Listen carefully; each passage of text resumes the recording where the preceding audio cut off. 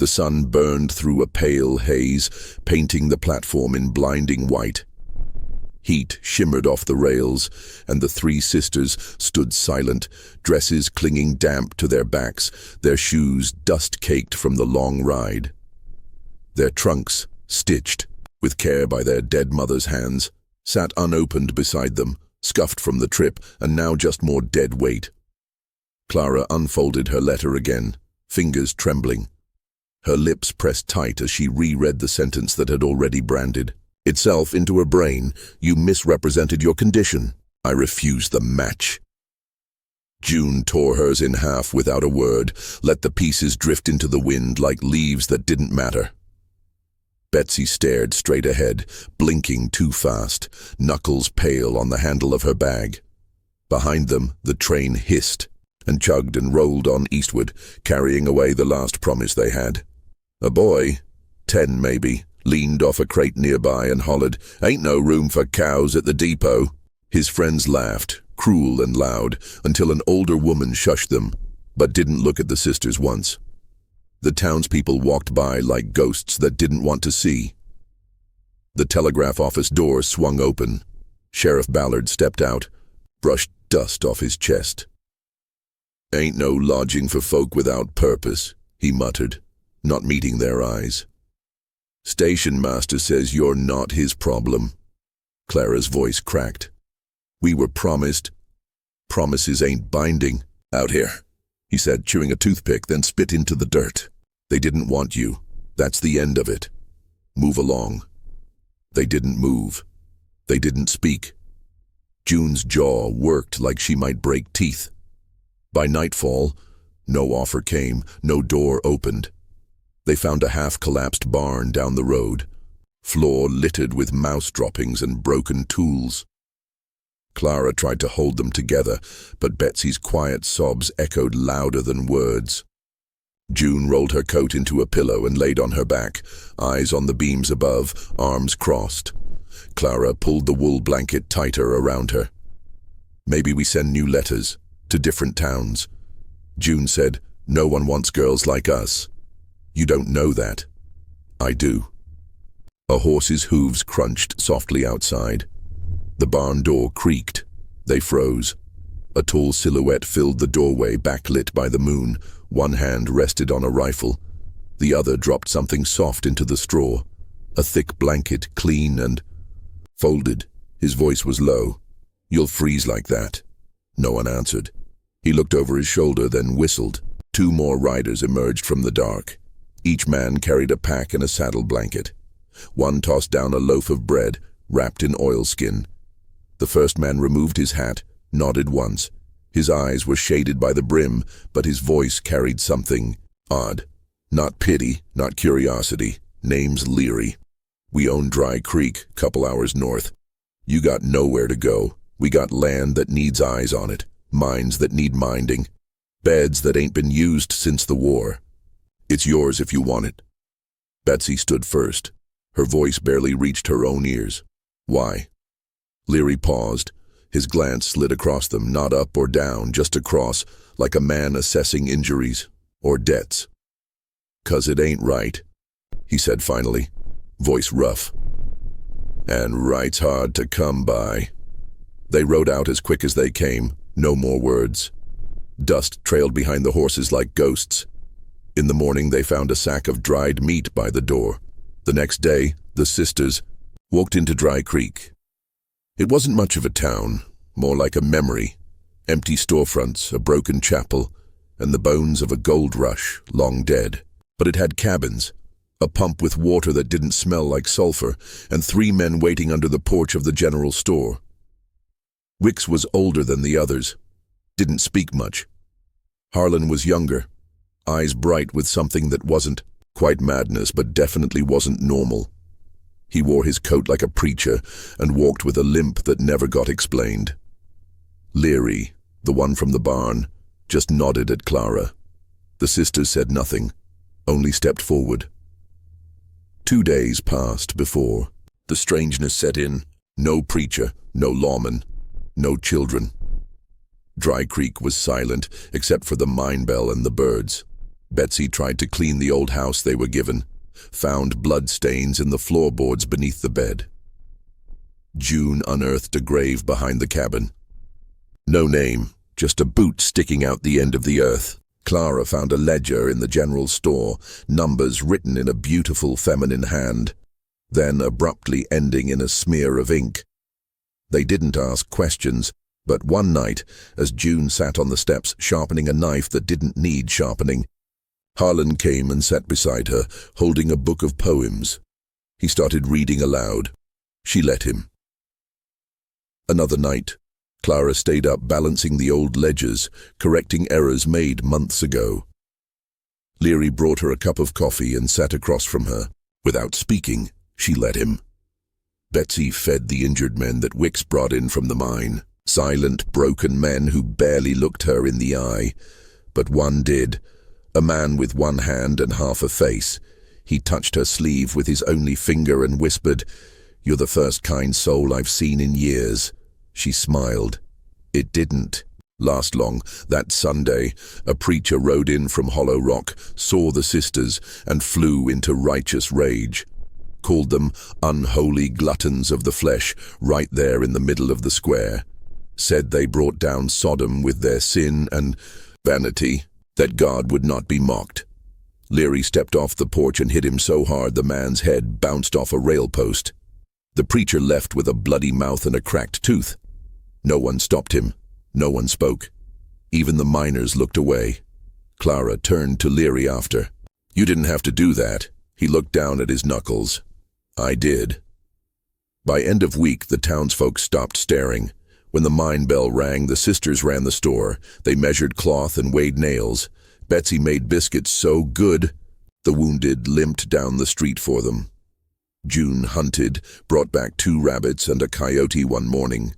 The coyote's pelt was laid on the chapel steps. No one dared move it. Dry Creek shifted, slowly, like a wound trying to scar. And then the letters arrived. Clara opened hers slowly. The handwriting was the same. The groom from New Mexico, the one who left her at the depot.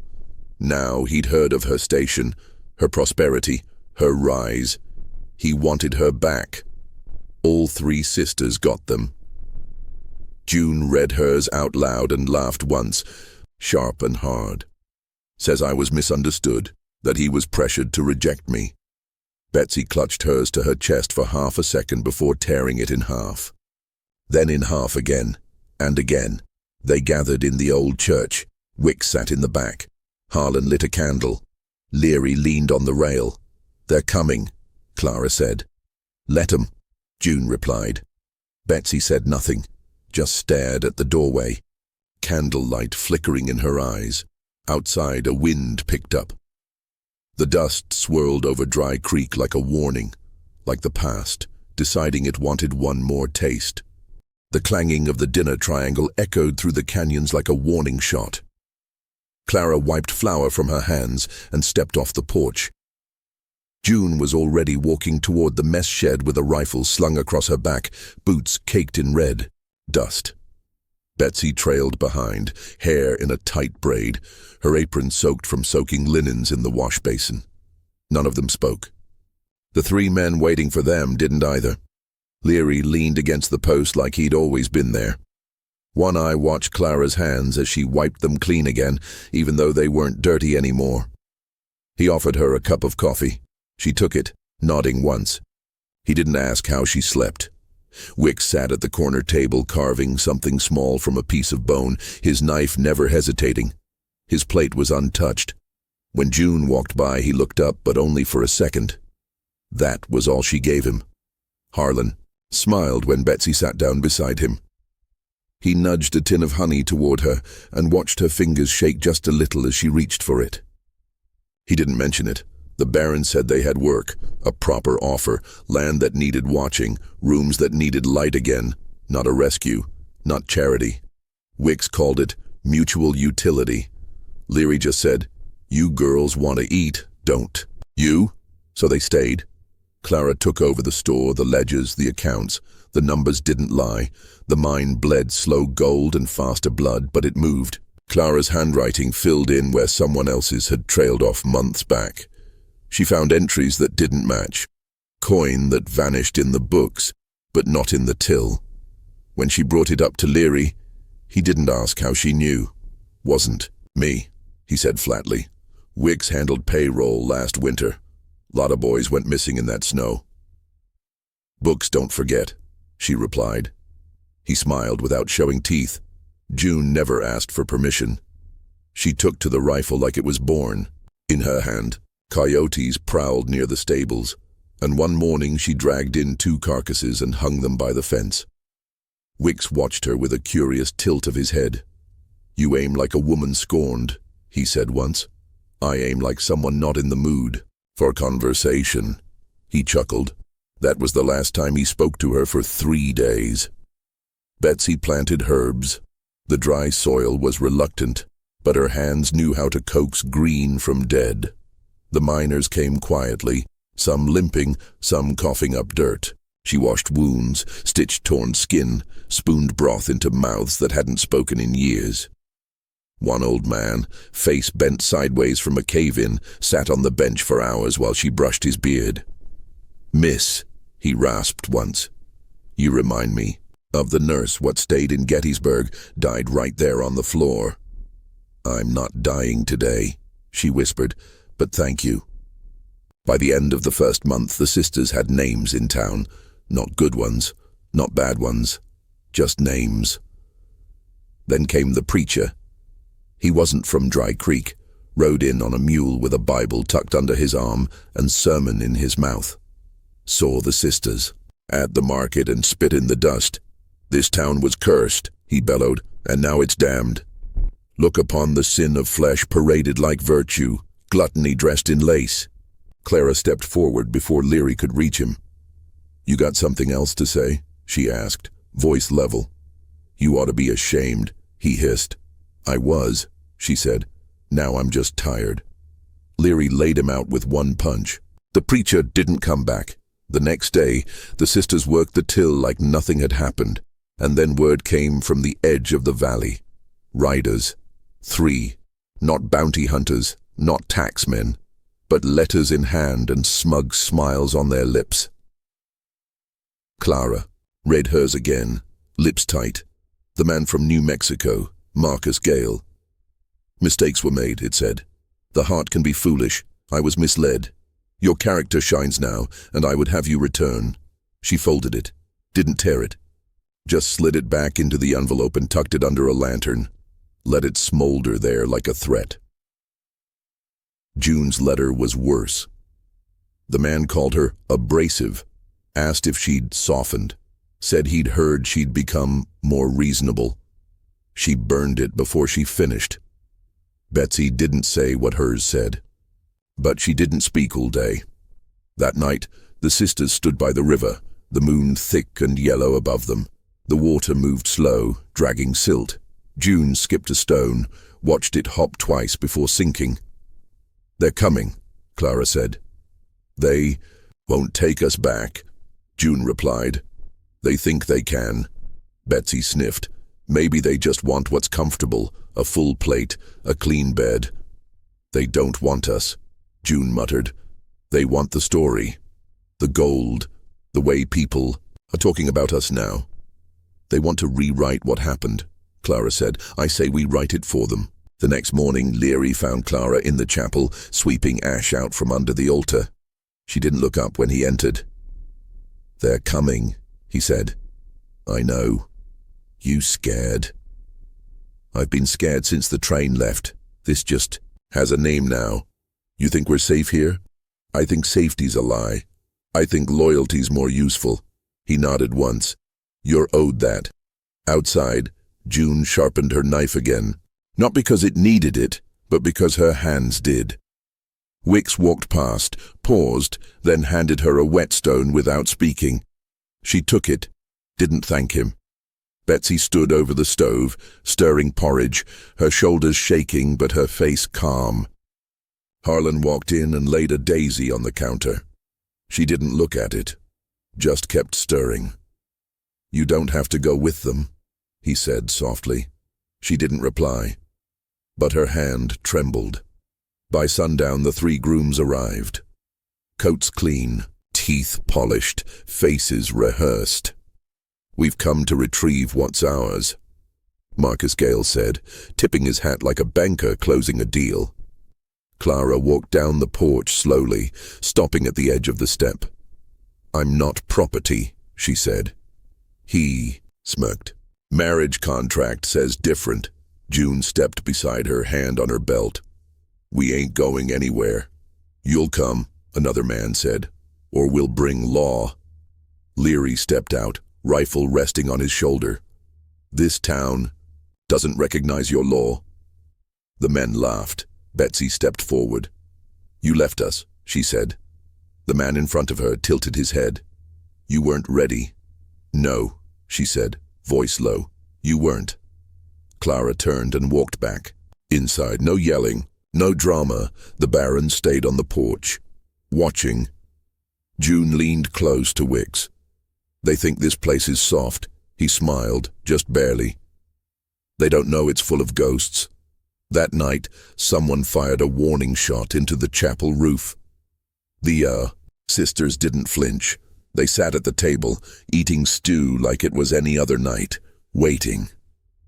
Leary's boot was still bloody when he knocked on the door. Clara opened it with a towel in her hand, not surprised, not nervous, just tired. He didn't say anything about the man who'd tried to grab Betsy by the wrist outside the store. Didn't explain the noise folks had heard from behind the livery. She noticed a new tear in his sleeve and a bruise forming just above his collar. "I fixed the figures," she said, stepping aside. "Payroll's balanced. Unless more miners go missing." He stepped in slow, ducking his head under the low beam. "If they do, it won't be by our hands." "I never said it was." He stared at the lamp, not at her. His voice was gravel and guilt. "You think we're bad men?" She wiped her palms. "I think you've done worse things than I want to know." "I have." She didn't ask what. In the next room, June practiced loading and unloading shells. Her fingers were faster now, cleaner, like she'd learned to trust the motion more than the thought. A week ago, one of the suitor's hired riders had tried to cut her off on the road between Dry Creek and the mines. He hadn't made it back. She never talked about it. Just cleaned the knife, reloaded the rifle, and walked home with dust on her cheeks. Wicks handed her a box of cartridges that night without a word. She nodded once, tucked them into the drawer beneath her bed. Betsy had been quiet since the suitors arrived. She cooked every morning before dawn, folded linens that weren't dirty, organized bottles by color and smell. One afternoon she returned from the creek with blood on her sleeves. When Harlan asked, she just said the deer had been stubborn. She stitched up the gash on his forearm after he fell from his horse, and when he winced, she whispered, "You should stop riding so fast." He smiled, soft and shy. "I like the wind. Doesn't like you back." Still, he rode again the next day. The air shifted that week. The town spoke less. The miners came into the store and kept their hats on. Women kept their eyes down. The three suitors stayed on the edge of town, eating at their own fire, sharpening blades they didn't use, laughing at jokes no one else heard. Then the notices came. Not official, not printed. Just scrawled lines nailed to trees and fence posts. Trial to be held, disputed contracts, trespass, dishonor, theft of bond. One page read, "Public hearing." June tore it down and threw it into the fire. Clara didn't stop her. "They want to turn us into something small again," June said, "something they can carry back in a wagon." "We don't get to decide how people see us," Clara replied, "but we get to decide what we do when they look." That night, Betsy stood on the church steps and lit a lantern. Her hand shook, but her face didn't. "We didn't ask for their favor. We didn't beg for their pity. They left. That's the end." The townsfolk didn't respond, but they didn't walk away either. The hearing came with dust and heat. Leary stood by the old saloon doorway, arms crossed. Wicks sat in the shadows, cleaning his gun with a cloth older than any of them. Harlan leaned against the church rail, humming low to himself. The suitors had clean boots and smug eyes. They carried papers and testimonies, brought a man from Hollow Rock who claimed to be a judge. "He's not real," Clara said to Leary. "Neither is half this town." Inside, the church filled slow. The old benches creaked under the weight of minors, widows, children with no words. Marcus Gale stood up front, held the contract like a trophy. "She was promised," he said. "A bond was agreed. I wrote the letter. She accepted." Clara stood with her arms at her sides. "You lied about your name, your land. You promised a future and gave nothing. You weren't what was advertised.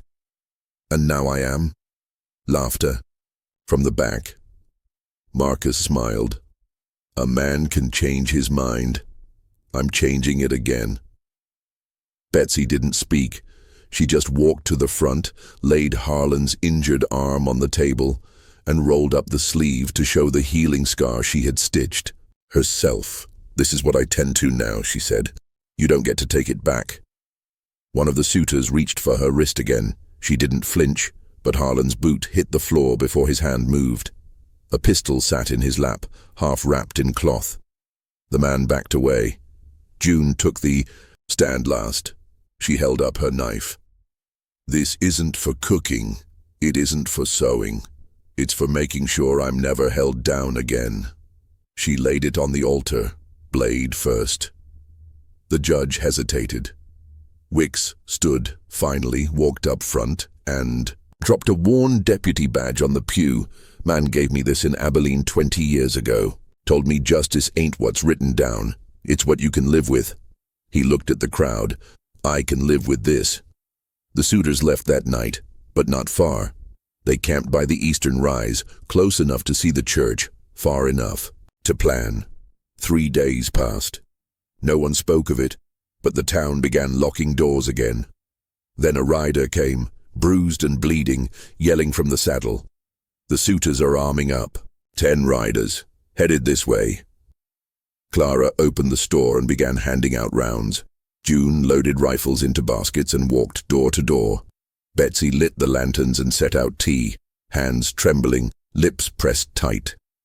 Harlan handed her a note. Just 4 words. "If it breaks, run." She folded it and put it in her boot. Leary cleaned the blood from his knife and sat on the porch. "I'll kill the first one who crosses the line," he said. "No," Clara said. "You'll kill the second." "Why?" "Because I already saw who the first one is." He looked up, and for the first time his face softened. "I won't stop you." Dust rose on the horizon. The sun dipped low. The air in Dry Creek stopped moving. The dust came in like a curtain, soft and slow, but no one moved from their place. Clara stood at the edge of the chapel's broken doorway, hands tucked behind her back, her dress pressed and boots clean like it was Sunday, though it wasn't. June sat on the steps, cleaning her nails with a pocket knife, glancing at the horizon without hurry.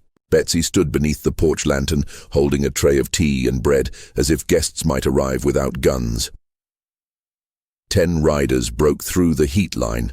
Their coats were clean, hats tilted low, rifles slung lazy on their shoulders. The suitors rode at the front, smug like nothing had changed. Marcus's horse pranced like it had been fed sugar, but his eyes were hard.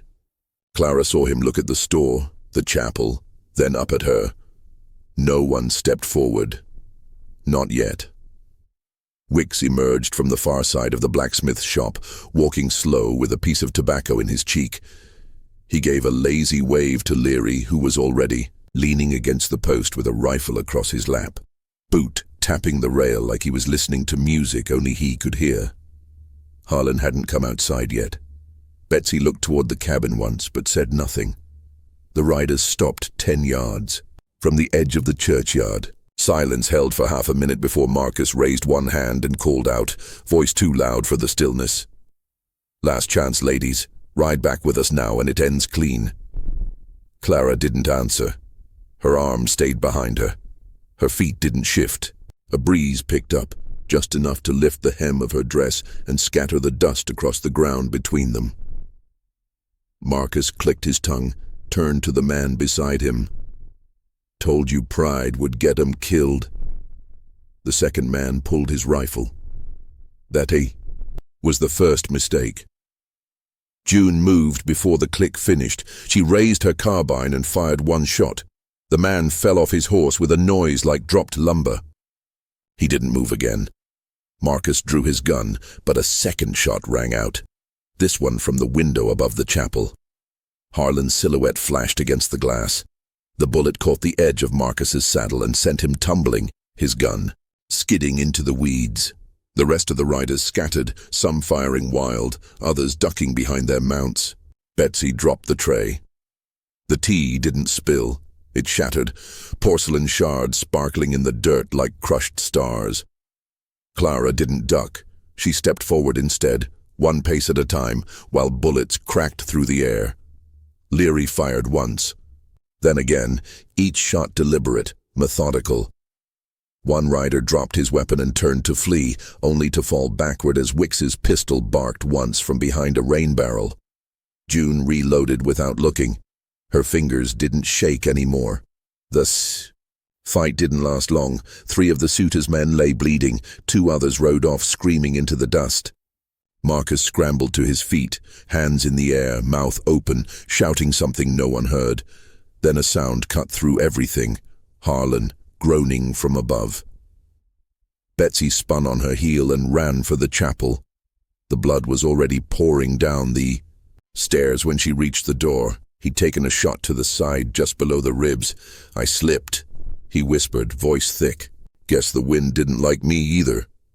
"Don't talk," Betsy said, tearing the edge of her skirt to press against the wound.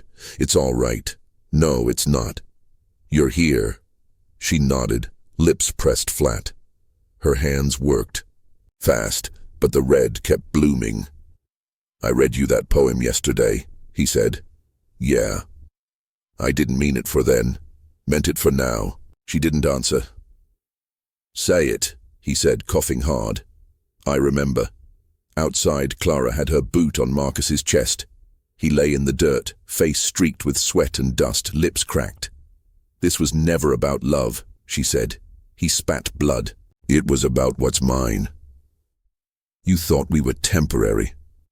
Something you could try out and toss when it didn't fit. You're nothing." She leaned down, close enough he could see the line of a scar behind her ear. Something old and hidden. "I'm not for sale." She turned away. June walked past her, dragging the man who'd tried to grab Betsy that first week. His face was broken in 3 places, one eye swollen shut. "Sheriff'd hang him if we had one," she muttered. Wicks stepped out of the shade and dropped something at Clara's feet. A badge, faded and bent. "You wearing it now?" she asked. He shook his head. "It belongs to whoever still gives a damn." She looked down, then picked it up and slipped it into her pocket. Leary approached the edge of the scene. He didn't look pleased, he didn't look angry, he just looked old. Could have gone worse. Didn't. Could have gone better. She nodded. Behind them, the chapel bell rang once, a soft, hollow sound. Betsy stepped out, face streaked, with tears. She didn't speak. She didn't need to. Clara looked down the road, saw the dust settling behind the last rider disappearing over the ridge. "You think they'll come back?" Leary shrugged. "They got the message. Whether they can read it's another thing." June tossed her rifle onto her shoulder. "If they come back, they better bring a preacher and a coffin." Wicks sat down on the porch step, wiped sweat from his brow, and stared into the distance like he'd seen this all before. Later that night, Clara poured 3 cups of coffee and placed them on the table. Only 2 were touched. Betsy didn't come down from the chapel loft. She sat beside Harlan's body all night, humming a tune no one recognized, her fingers still red. June went out back and dug the first part of a grave. Leary stood watch until dawn. No one said what came next. But the next morning, Clara hung the badge on the wall inside the store. Beneath it, she nailed a handwritten note. Dry Creek welcomes all, but don't mistake kindness for surrender. That afternoon, the town brought flowers, not to the sisters, not to the store, to the grave. The wind shifted, gentler now, brushing over Dry Creek like it was smoothing out what had been torn. The porch boards creaked under Clara's feet as she swept away dried blood and broken glass. She didn't hum. She didn't pause. The motion was mechanical, clean, final. June passed her with a shovel slung over one shoulder, boots caked with fresh dirt, shirt soaked through the back. She didn't speak either, only nodded once, eyes hollow but steady. Somewhere in the distance, a hammer tapped wood into earth. Betsy, silent since sunrise, was building a cross. The grave was shallow, the ground too dry for anything deeper without blasting powder. But Harlan had always said he liked the sun. So they buried him facing the morning. His poetry book, torn and marked with fingerprints, rested beneath his chest. That evening, a wagon rolled up the ridge. No fanfare, just slow wheels and a woman in a blue shawl holding the reins with cracked knuckles. Behind her, 3 men sat straight-backed, one with a camera box, one with ink-stained hands, and the last holding a newspaper roll tucked under, his arm like a weapon. The woman stepped down first. "We come from St. Louis," she said. "You're the Sisters of Dry Creek?" Clara wiped her palms on her skirt and gave a single nod. June crossed her arms. Betsy didn't look up. "We'd like to print your story," the ink-handed man said. "The trials, the suitors, the shootout. Folks say it's something out of a dime novel." "It wasn't," Clara replied. The man smiled, not unkindly. "That's why it'll sell." June stepped forward, eyes sharp. "We're not for sale." Lifted both hands. "Just words. Words get twisted." The man with the newspaper stepped forward. "You've changed this territory. Women riding alone, building homes, killing men who come to claim them like cattle. That's not small." "It matters." Clara's jaw worked slowly before she answered. "We didn't ask to matter." The woman spoke up then, voice low. "But you do." Betsy finally raised her eyes. "Tell it wrong, and I'll bury the truth right next to him." The men left, without notes. That night, the store stayed closed. Leary came by after dark, hat in hand, a bottle tucked under his arm. He placed it on the counter and didn't say anything until Clara locked the door behind him. "They're going to keep coming," he said. "If not suitors, then men like them. Men who can't let go of the idea that women like you should have stayed weak." Clara poured 2 cups. She didn't touch hers. "They can come," she said. "But they won't leave." He looked older now, not just tired. His hands trembled as he drank, not from fear, but from the weight of something too long carried. "I buried men before. I've watched towns eat themselves. I thought this place would be different. It is. I thought maybe I could be too." She didn't answer. He stood to leave, then paused at the door. "If I asked, would you?" "No." His breath caught. "Not yet," she said. "Ask me when you don't feel guilty." The next week brought calm like a scar forms, slow, tight, never quite painless. The miners returned to their work. The chapel held 3 new benches carved by wicks. No sermons, but quiet gatherings. Betsy read from Harlan's book once a week. She never smiled during it, but her voice didn't crack either. June started teaching girls to shoot. Uyotas, of widows, orphans left from rail work. She didn't use targets. She used tin cups and wind chimes. "It's not about hitting," she told them. "It's about aiming without asking." One girl asked what to do if a man smiled first. "Watch his hands," June replied. "Smiles don't pull triggers. Fingers do." Clara ran the store like a clock. She installed locks, bolted shutters, remeasured the till each night. She started keeping journals again. Nothing fancy, just notes, inventory, lessons learned, the things men had said before they died. The way silence grows teeth if you don't. Feed it words. One morning, a banker from Cheyenne rode in with an offer to buy Dry Creek outright. Leary met him at the county line with a shotgun across his lap. He returned alone. Wicks planted onions. No one asked why. They sprouted like they belonged there. The newspaper from St. Louis ran a story anyway, got most of the names wrong, called them the Brides of Iron County. Said they'd lured the suitors west with lies, then turned guns on them in their sleep. Said Harlan had been a hired killer and Wicks an ex-Confederate war criminal. The town laughed at first. Then the letters started again. One envelope arrived sealed in wax. A marriage offer addressed to Clara. Wealth promised. A new life. The paper smelled like lilacs and bourbon. She handed it to June, who burned it without comment. Betsy began collecting letters. She didn't read them, just stacked them in the corner of the chapel, tied with a ribbon Harlan once used to mark his pages. June brought a horse thief into town one morning, tied across her saddle. She said he'd tried to rob a girl near the ravine.